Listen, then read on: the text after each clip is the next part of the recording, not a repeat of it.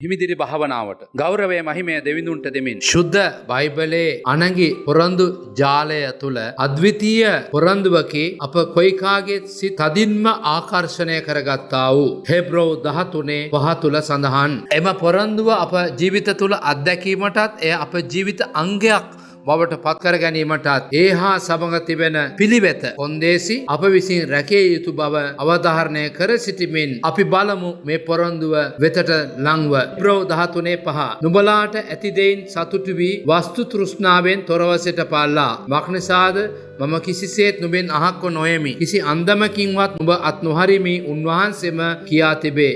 එලෙසින් සමිදානෝ කිසිසේත්ම කිසි අන්දමකින්වත් අපෙන් අහක්ව නොයා අප අත් නොහැර සිටින්නට වග බලා ගනුවේ එතුමානෝ අපගේ උපකාරකාරයාණන් හැටියට පොරොන්දු වී ඇති නිසාවෙන්. කිසිසේත්ම අපෙන් අහක්ව නොයයි නම් කිසි අන්දමකින්වත් අප අත් නොහරි නම් කුමකටද බියවන්නේ? කාටද බියවන්නේ? ඉදිරිය ගැන නෑ සැලෙන්නේ. මෙවන් තැනක නොවේද කිතුනුවාගේ භූමිකාව තිබිය යුත්තේ. ඉතින් මේ සියලු දේ අත්දකින්නට නම් කල යුත්තේ කුමක්ද? අපට ඇති දෙයින් සතුටු වීමත් වස්තු තෘෂ්ණාවෙන් තොරව සිටීමත්. මන්ද 1 තිමෝති 6 පවසන්නේ ලත් පමණින් සතුටු වීම සමග භක්තිමන්තකම මහත් ලාභයක් මෙය යන්නේ. ඒ විතරක් නෙවෙයි 10 වෙනි පදය තුල කරන අනතුරු ඇඟවීම. මක්නිසාද වස්තු තෘෂ්ණාව සියලු ආකාර නපුරේ මුලක්ය. සමහරු ඊට ආලය වී ඇදහිල්ලෙන් මුලාව ගොස් බොහෝ වේදනාවලින් තුමෝම ඇනගත්තෝය.